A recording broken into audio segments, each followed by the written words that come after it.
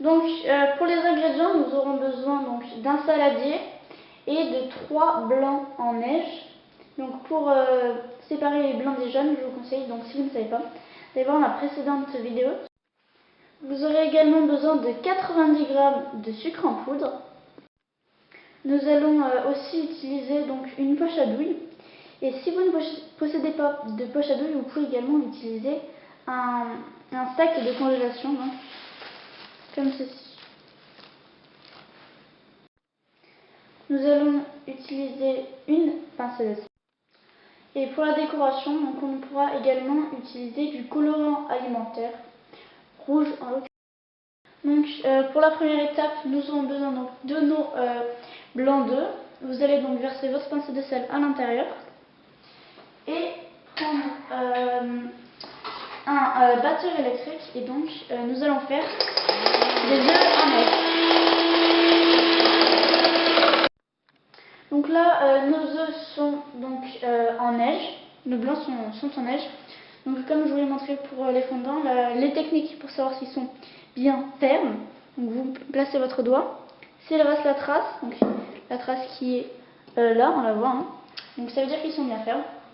Et sinon vous retournez le saladier, et si les œufs ne tombent pas, ça veut dire qu'ils sont bien fermes.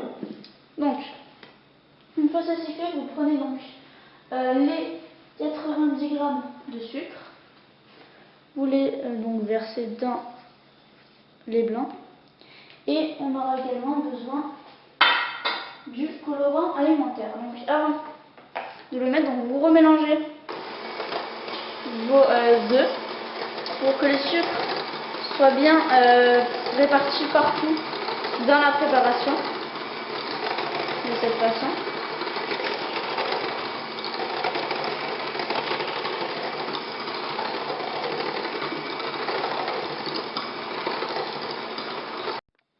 Donc une fois après avoir bien mélangé le sucre et les œufs, donc vous prenez votre colorant, vous saupoudrez un petit peu, hein, pas trop, de cette façon, pour pouvoir avoir des meringues colorées. Et donc après, comme le sucre, on remélange.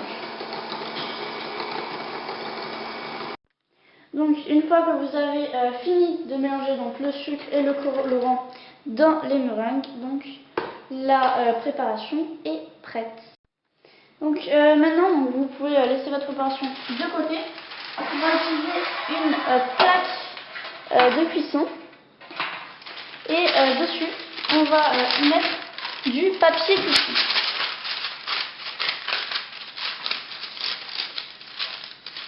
Donc, de cette façon. Donc évitez que le papier ne dépasse pas des bords, parce que sinon après vous allez avoir des problèmes pour les mettre au four. Donc là c'est bon. Donc maintenant ce qu'on va faire, c'est qu'on va mettre la préparation donc dans la poche à douille. Donc je vais montrer une technique si vous n'avez pas de poche à douille. Donc je vous comprends très bien. Vous avez la possibilité d'utiliser donc un sac de congélation. Pour ce faire, vous allez prendre la pâte, la préparation, la placer dans le sac de cette façon, comme ceci. Donc une fois la préparation mise dans le sac, vous la faites descendre tout au fond.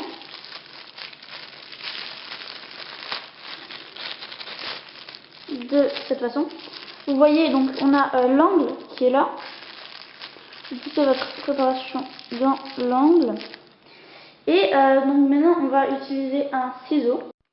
Donc là vous allez prendre le ciseau, couper le coin. Donc une fois le coin coupé, vous allez pousser la pâte de cette façon et déposer en petits tas, comme ceci.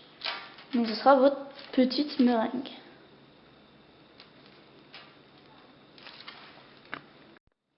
Donc maintenant, par contre, si vous utilisez une poche à douille, c'est beaucoup plus simple.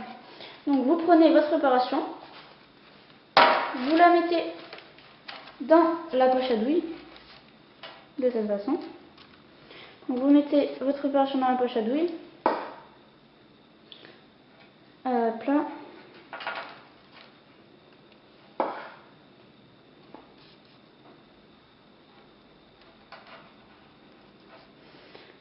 un comme ceci. Vous prenez votre poche à douille. Donc comme pour le sac, vous allez faire glisser la préparation au fond de la poche. Et vous allez donc appuyer pour faire sortir la préparation. Vous faites de cette façon. Vous appuyez et hop là, vous avez vos petites meringues qui sortent.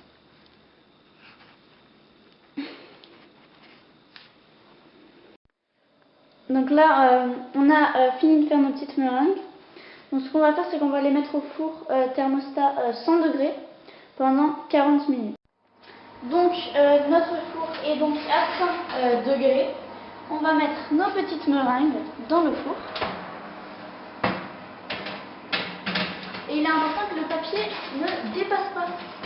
Comme ça ne gêne pas. Hop là, et donc on va faire cuire pendant 40 minutes.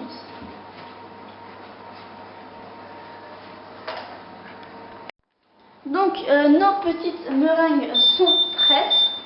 Donc on va les sortir du four. Voilà.